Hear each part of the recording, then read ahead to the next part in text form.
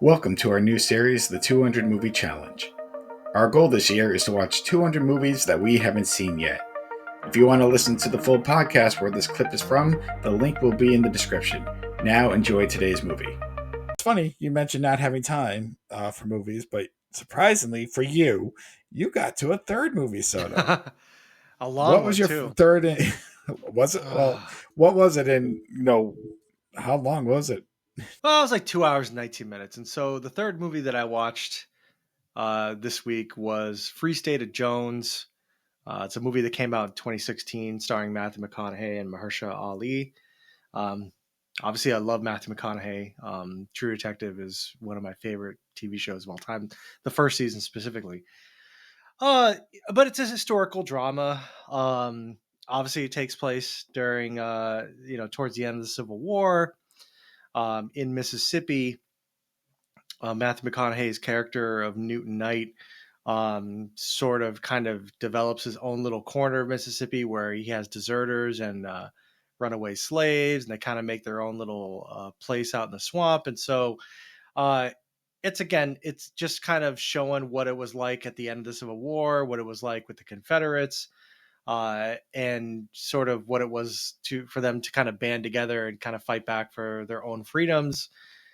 And then also what their relationship was with the Union. You know, the Union obviously promised certain things um, to the freed slaves. For example, they had promised the 40 acres and a mule, which General Sherman actually ended up offering to the slaves to give them a kind of head start and get them going. But when Andrew Jackson took over after, he immediately rescinded that. But, you know, at its core, it's a movie about, you know, being free, and it's not exactly historically accurate as we've seen versus with movies. Obviously in Hollywood there's always going to be some embellishment, but I thought it was all right. It was a reasonable movie. I've never been big on historical movies. As I've told you, I'm kind of iffy on them.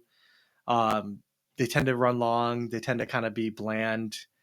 Oppenheimer being the one that I watched earlier this year, which is kind of a whatever movie in Christopher Nolan's catalog for me, but that's a whole other thing. But I thought Free State of Jones was good.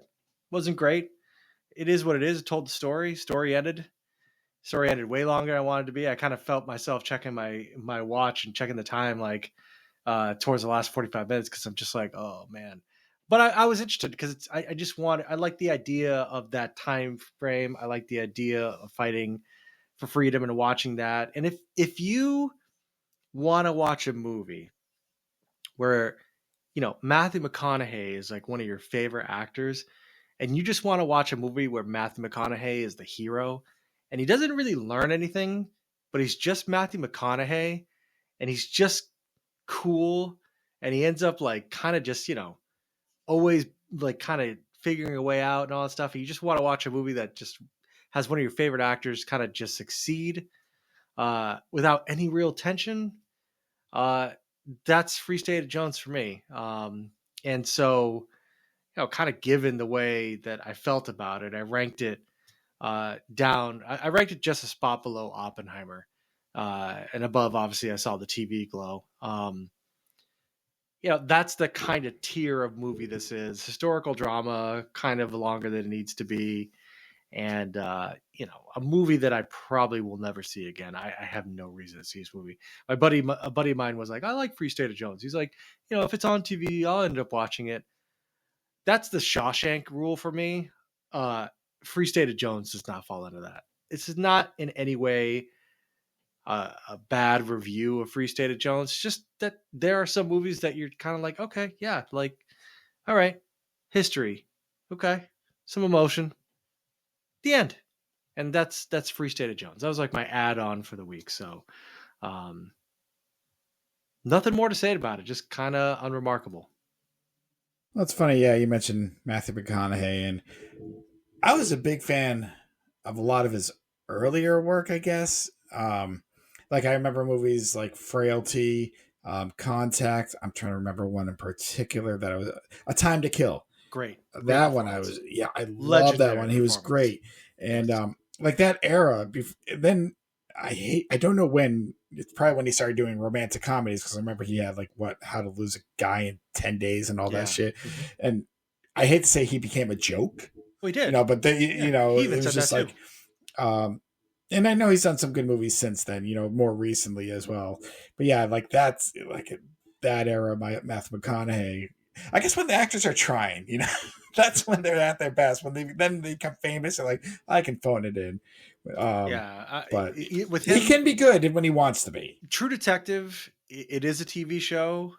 I know that you have I believe you have Max. I do. True Detective is his greatest performance. It's him and Woody Harrelson and Matthew McConaughey. It is the best single season of television I've ever seen in my life. It's only 8 episodes long. They're hour-long segments, and it is like just out of control amazing. I watch it once every single year. And it was Matthew McConaughey kind of trying to get over that whole How to Lose a Guy in 10 Days thing, and kind of turn more towards the dramatic side. And he has those moments in this movie in 2016. Don't get me wrong. They're definitely there. And it goes towards that. And even nowadays, I think he's kind of more towards, you think of Matthew McConaughey as more of a dramatic actor. It started in True Detective. I mean, his portrayal of Rustin Cole in True Detective is like fucking iconic, and a performance I will never forget because it's just so fucking badass and crazy. Some of the best shit I've ever seen. Which is probably why I saw Free State of Jones. But, I'm going to leave Free State of Jones on number 12. And that's pretty much where it's going to be. It's going to just hang out with Oppenheimer and the historical epics that I find bloated and ultimately whatever, It happens, but It does. But so that's episode 6 in a nutshell. We did 5 movies.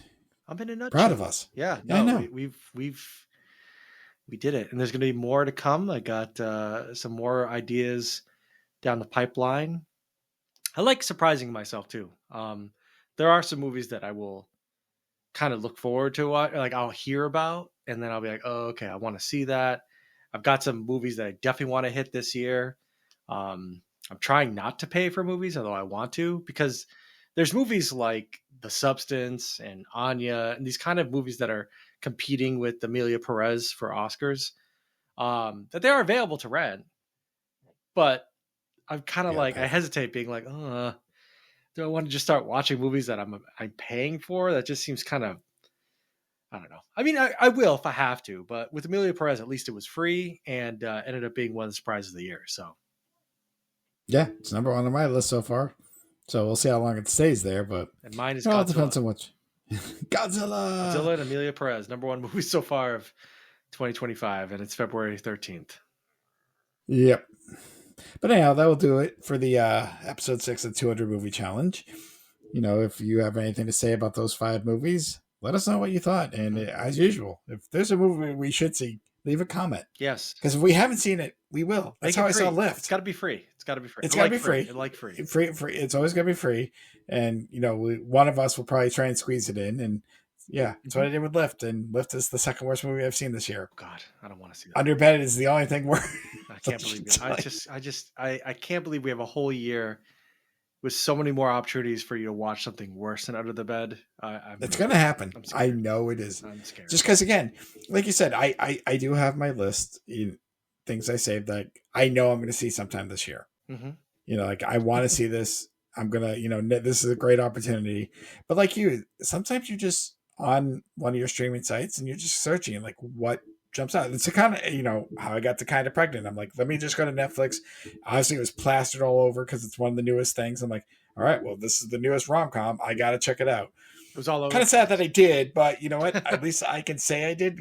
We used to watch 7 Rentals, and I used to watch everything that came out beforehand, and that was my life. And now it's like, I got to watch some of this shit too. I got to let people know it's shit. Well, it's like, just hit play. Like, I've been thinking about watching The Menu for forever. I'm like, I'm seeing clips of it. I've seen it. It was in Netflix, and I just said, fuck it. And I hit play.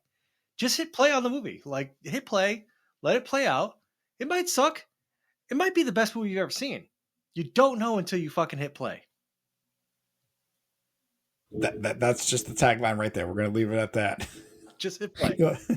Have a good one. Just, you'll never know until you hit fucking play. You don't. All right. Have a good one and go watch some movies and just hit fucking play. Hit play, baby.